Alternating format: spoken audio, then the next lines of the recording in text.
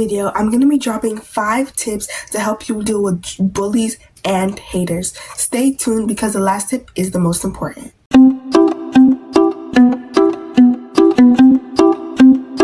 Hello everyone, welcome back to my channel, Anjola's Universe. Today we are going to be talking about how to deal with bullies and haters.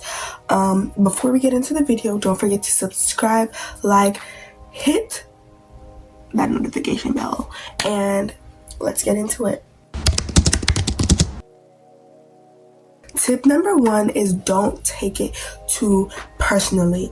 I know you heard this a lot, but a lot of bullies tend to either be jealous of you or jealous of like a trait that you have, and they tend to kind of project their anger onto you. So whenever I'm dealing with a hater or somebody who's just being rude, it's nice for me to know at the back of my head that this person, they're just projecting their anger at me. I didn't actually do anything for them to not like me. So don't take it personally, because at the end of the day, everyone's not gonna like you. Not everybody's gonna like you at first sight. So just do you and get with the program. You don't have to try to change yourself for other people to like you, because either way, people make up their own minds. They make up their own decisions. So for me, like I was talking about in 7th grade, I compromised myself and I changed myself so that people would like me more. At the end of the day, some people didn't like me, but even after I changed myself. But if I just stayed the same, then I would have been fine. So don't take it personally what haters have to say, because a lot of the time they're projecting their anger or whatever's going on in their life onto somebody else. Tip number 2 would be set clear boundaries. I kind of said this in my other video with how to avoid drama. Go watch that one. But setting boundaries, like I said, it helps you avoid drama, but it also helps you avoid trouble with haters. A lot of the times now, I've noticed at my new school, a lot of people like to, there's an argument. Let's say there's an argument between 2 girls, right? They argue, and then it's like a whole group meeting. All of her friends, all of the other girls' friends, they sit down, they talk about it, and everything's resolved. And then somebody else starts arguing in that group, and it just goes on. It's like a chain of events. But if you set clear boundaries before that even happened, then you wouldn't even have to be arguing with that person. You don't have to engage with every rude comment or mean thing that someone says, because the more you react to it, the more the haters know that they're getting a reaction out of you. A lot of the times when you're watching a video, somebody says something mean to a nerd, and the nerd actually tries to fight back. They're like, hey, and then the other person would be like, oh, you got a little bark to your bite. Wait, is that how it goes? Whatever. But yeah, you don't have to engage with every mean thing that somebody says. Unless they put their hands on you, then just ignore them. But if they actually start to grab your hair, hit you, kick you, anything like that, then you have the right. Especially because they threw the first hit, then you have the right to hit back, because that would be called self-defense. I'll get into that later. Tip number 3, respond with calmness or not at all. Sometimes silence is the strongest weapon. Like I said before, when a bully or a hater is saying something mean, try your best not to react, because that's what they want. They want to get a reaction out of you. They want you to get upset. They want you to do something because you're angry. So the best thing is to stay silent, especially because after like a while, when the bully realizes that, oh, this girl isn't even reacting, she's not doing anything, she's calm, like she's not even reacting like how I want her to be reacting, then the bully kind of looks like they're arguing with themselves. Have y'all ever seen like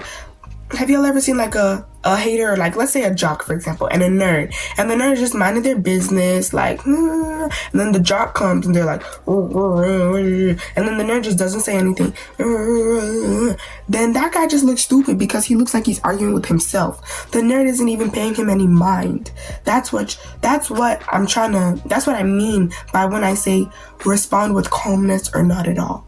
When they say something, then you can be like, listen, no, like that's calmness. But responding not at all looks like, okay, like you don't even, it makes them look like, did this girl not even hear what I just said? That's what we want to, that's the point we want to get to. Tip number 4 would be surround yourself with positive people. This is something that I can't stress enough because, like I said, when I was going through like that whole drama thing in the 7th grade, I left the group of people that actually liked me and was nice to me. I left that group for people who were more popular but more mean. So I wasn't really surrounded by positive people like friends, unless you count my family, because they were the ones rooting me on. They're like, leave that group. But just surround yourself with positive people, especially when like there's a group of people saying negative things, being mean, or like a person saying rude things. When you're not balancing that out with a positive set of people or positive family members, then it can be really hard. Because I know a lot of the times I was breaking down, I was crying, I wanted to leave, but I didn't want to leave. I didn't want them to hate me. I was in an uncomfortable situation. But if I had just stayed around the group of people I was before, they were a positive set of people. They were smart, they were sweet, they were caring, they were nice. They weren't technically the most popular, but that didn't really mean anything to me. Now looking back at it as a 13-year-old, I really should have stayed with that group of people because I would have taken them over the other set of mean people any day. So surround yourself with positive people because then it can balance out the negativity and the positivity. Maybe even become more. Tip number 5 is focus on what you can control. Like I said before earlier in the video, you can't control if someone likes you or not. You can't control, because a lot of people go off first impression. My first impression, I'm always shy, I'm quiet, but once you get to know me, I'm kind of like an extrovert, but sometimes I'm just like, some people might not like that first impression, but okay, that's who I am. Me saying this is because of the level that I've gotten to, the growth that I had to, the changes that I had to go through to get to this point. I had to realize that I was that girl who wanted everyone to like them, who wanted to be a part of every single friend group. But now looking back at it, I realized that not everybody did like me. Not everybody would like me. And I can't really control that. I can't. But what I can control is my mindset, my growth, my well-being, my self-care, and how I react in those situations. Like most people did like me, and I was happy about that. But the people that didn't like me, that was what bugs me off. But instead of focusing on them, what I did to them, even though I didn't even do anything to them, I should focus more on the people who are giving me more positive energy. Like I said, surround yourself with positive people. But yeah, you do not want to let the haters get control of stuff like your mindset, your growth, your reaction, any of that, because that's what you are supposed to be able to control. Like I said before, focus on what you can control and don't let the haters distract you from your path of well-being and growth. This is a little bonus tip for the people people out there, I said earlier in the video I was going to talk about fights. Now, me, I've never been in a fight. I've never hit anyone. I've never said anything to get me into a fight. So this is just going based off of the advice that I've been given from the adults around me.